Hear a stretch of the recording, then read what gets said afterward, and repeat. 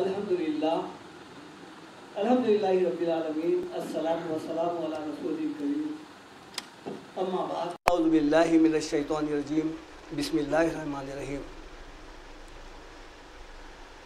انشاءاللہ تعالی آج میں آپ لوگوں کے سامنے جو آیت پیش کر رہا ہوں وہ سورہ التوبہ کی آیت نمبر 51 ہے۔ اس آیت میں اللہ تعالیٰ اہل ایمان جو اللہ پہ بھروسہ کرتے ہیں، توکل کرتے ہیں، یہ تعلیم دیا ہے کہ اللہ تعالیٰ کو کس قدر ایمان مطلوب ہے، درکار ہے۔ ایسے اور بھی آیتیں ہیں جو میں انشاءاللہ اس کے بعد آپ کے سامنے جو ہے نا ایک کے بعد ایک سناؤں گا۔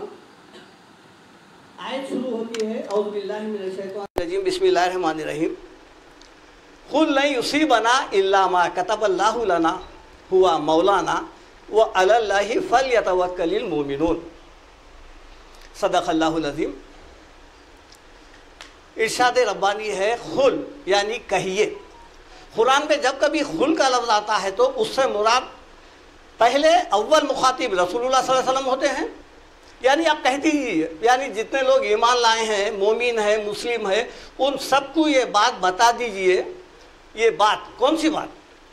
خل بتائیے، اور ہر وہ پڑھنے والا شخص جو مسلمان ہے وہ بھی اس بات کو اچھی طرح سمجھ جائے۔ لن یصیبنا، لن کے معنی آتے ہیں نہیں کے آتے ہیں عموماً، لیکن لم لا اس کے معنی بھی نہیں کے آتے ہیں، لیکن لن میں جو شدت ہوتی ہے اس کا مطلب یہ ہوتا ہے لن یصیبنا، ہرگز ہم کو نہیں پہنچے گی، یعنی ناممکن ہے یہ۔ لن یصیبنا، اے نبی صلی اللہ علیہ وسلم آپ فرمائیے لن یصیبنا، ہم کو ہرگز نہیں پہنچیں گی۔ کیا نہیں پہنچیں گی؟ الا مگر ما کتب اللہ لنا، جو اللہ تعالی ہمارے قسمت میں لکھ دیا ہے۔ دیکھیے آپ، اس کا تعلق ایمانیہ سے ہے، یعنی جس کو آپ تقدیر کہتے ہیں۔ بعض لوگ تقدیر کا غلط مطلب نکالے ہیں، برے اعمال کرتے ہیں، بدعملیاں کرتے ہیں، دین سے دور رہتے ہیں اور گمراہی میں رہتے ہیں اور بولتے ہیں یہ ہمارے قسمت میں ہے، یہ ہماری تقدیر میں لکھا ہوا تھا۔ تقدیر یہ نہیں ہے، تقدیر یہ ہے کہ قرآن جو بیان کر رہا ہے وہ بیان کر رہا ہوں بھائی، کہ آپ کہاں پیدا ہونا، کس ملک میں ہونا، کب پیدا ہونا، کیسے رنگ کے ہونا، کیا روپ میں رہنا، کتنی زندگی گزارنا، کس جگہ دفن ہونا، کتنی اولاد ہے نا، کتنے دکھ سکھ آپ کو پہنچنا، یہ تقدیر ہے۔ گناہ کر کے تقدیر میں نہیں کر، جیسا کہ آپ دیکھیے سورہ فرقان میں ہے وَخَلَقَ كُلَّ شَيْءٍ فَقَدَّرَهُ تَقْدِيرًا۔ اللہ تعالیٰ نے ہر چیز کو پیدا کیا ہے، پھر کیا کرا ہے؟ اس کی تقدیر لکھ دیا ہے۔ تقدیر کیا ہے؟ تقدیر یہ ہے کہ تم اب عمل کے لیے بھیجا جا رہا ہے تمہارے کو۔ الذی خلق الموت والحیات لیبلوکم ایکم احسن عملا، زندگی اور موت دے کے تم کو محض اس لیے دنیا میں بھیج رہے ہیں تاکہ ہم یہ دیکھنا چاہ رہے ہیں کہ تم کون سے عمل کرتے ہیں، اچھے کرتے ہیں یا برے کرتے ہیں۔ یہ ہے الا ما کتب اللہ لنا، جو ہمارے قسمت میں لکھا ہے۔ یہاں پر وہ نہیں ہے، گناہ نہیں ہے، وہ تو آپ روزانہ جو کر رہے ہیں وہ لکھ رہے ہیں، جیسا کہ سورہ جاسیہ میں ہے ھذا کتابنا ینطق علیکم، یہ جو ہمارا اعمال نامہ ہے جو فرشتوں کے ذریعے سے لکھواتے جاتے ہیں، انا کنا نستنسخ بما کنتم تعملون، یہ جو فرشتوں کے ذریعے سے جو تمہارے اعمال لکھواتے جا رہے ہیں روزمرہ کے، یہ ہے تمہارا جو ہے عمل، یہ جانچنے کے لیے بھیجا گیا ہے۔ لیکن تم کو جو سکھ دکھ پہنچیں گی، جو اولاد ہویں گی، اچھے برے دن آئیں گے، رزق میں کمی زیادتی ہوں گی، یہ اللہ کی طرف سے ہے۔ خل لن یصیبنا، ہم کو نہیں پہنچے گی کوئی بھی آفت، پریشانی، مشکل، الا مگر وہی پہنچے گی جو ما کتب اللہ لنا، جو اللہ تعالی ہمارے قسمت میں لکھ دیا ہے۔ ہوا مولانا، دیکھیے آپ، ہوا کون؟ یہ ہاں کی جو ضمیر ہے، جو کتب اللہ اللہ تعالیٰ لکھا ہے اسی کی ضمیر ہے۔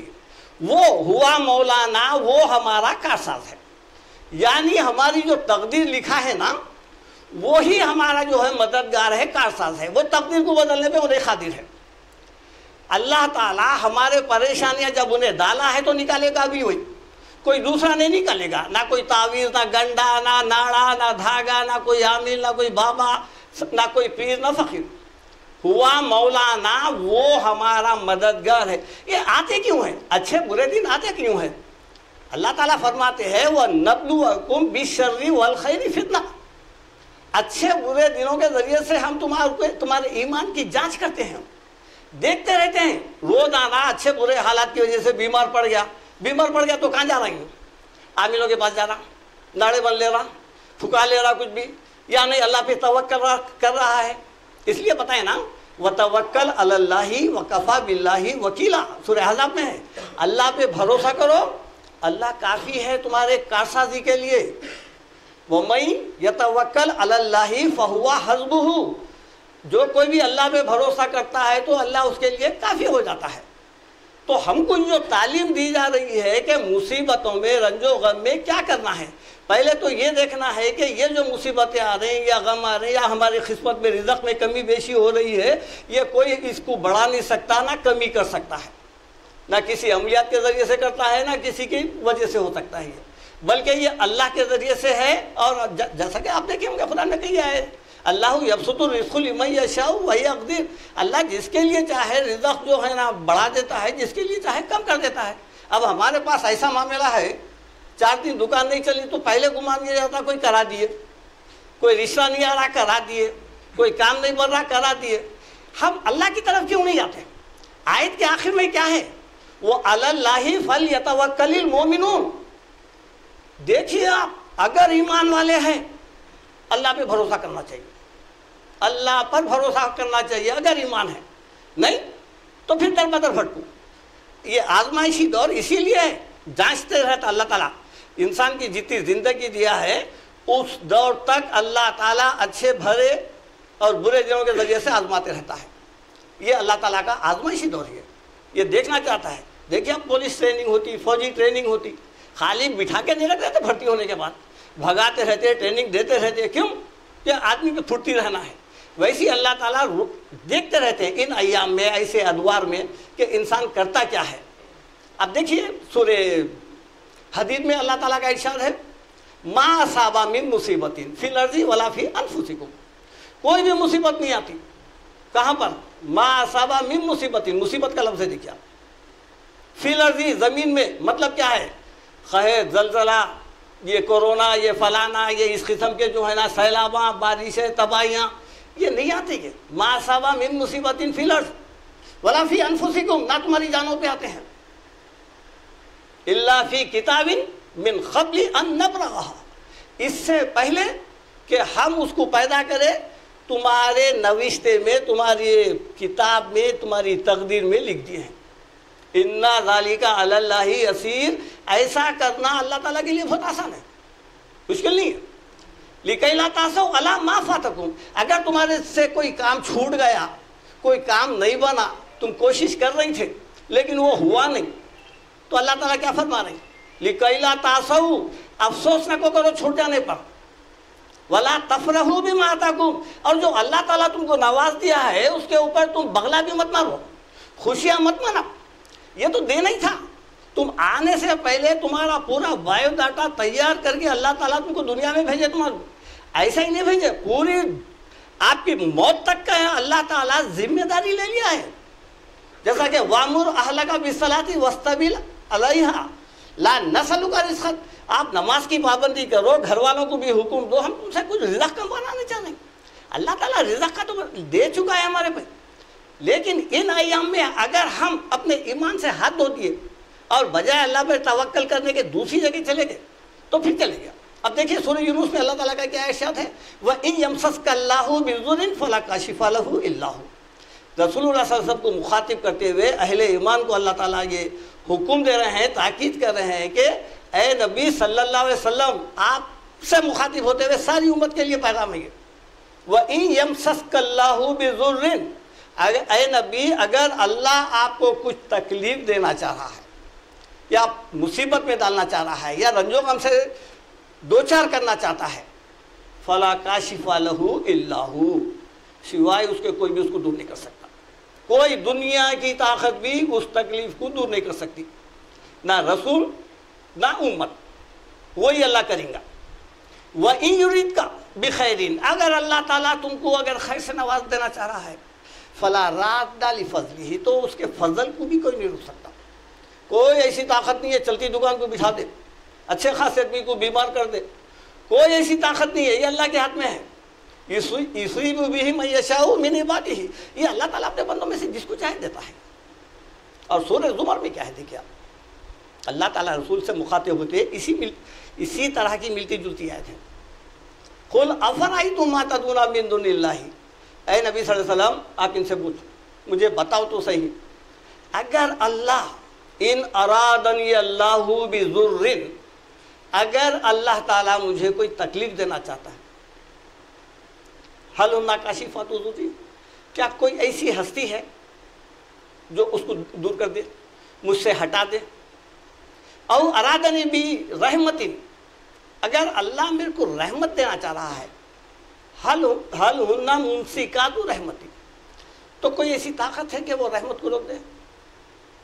قل حسبی اللہ، اے نبی صلی اللہ علیہ وسلم آپ بتائیے اللہ میرے لیے کافی ہے۔ بس یہ توکل ہے، دیکھیے آپ، یہ ایمان ہے، یہ ایمان کا تقاضا ہے۔ اللہ تعالیٰ کو ایسا ایمان مطلوب ہے، ادھر ادھر نہیں، پریشانیوں میں بھٹکنا نہیں ہے، جو طرف جانا نہیں ہے، کہیں سجدہ نہیں ہے، کہیں جا کے جو ہے سو پھولوں کا ہار پیش کر کے نظر و نیاز نہیں ہے، یہ سیدھا قل اے نبی صلی اللہ علیہ وسلم آپ بتائیے حسبی اللہ، اللہ میرے لیے کافی ہے، وہ علی اللہ فلیتوکل المتوکلون۔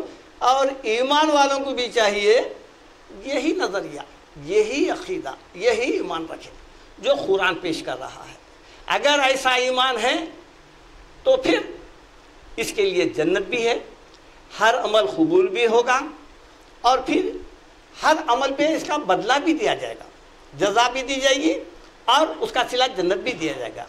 اگر ان اعمال میں اگر ہم پڑھ رہے ہیں، نمازاں پڑھ رہے ہیں، قرآن بھی پڑھ رہے ہیں، اور پھر زکوٰۃ دے رہی ہے تو حج بھی کر رہے ہیں، عمرے بھی کر رہے ہیں، لیکن اگر ہمارے عقیدے میں اس قسم کی گڑبڑی ہے کہ ہم جو ہے نا آئسو دن، کئی لوگ ایسے ہیں، لوگ جو ہے یہ بلیوں پہ بھروسہ کرتے ہیں، کووں پہ بھروسہ کرتے ہیں، سمجھے آپ، اور پھر جو ہے نا اچھے برے دن پہ کئی دینا محنوس ہے، کئی جو ہے نا مہینے محنوس ہے کہ یہ مہینہ نہیں ہے، یہ دن راس نہیں آیا، یہ مہینہ راس نہیں آیا، آج صبح میں کس کی صورت دیکھا گی۔ مطلب یہ ہے کہ جو گردش زمانہ ہے وہ ان چیزوں میں مان رہے ہیں اس کو، جبکہ اصل فاعل حقیقی کون ہے؟ اللہ تعالیٰ ہے۔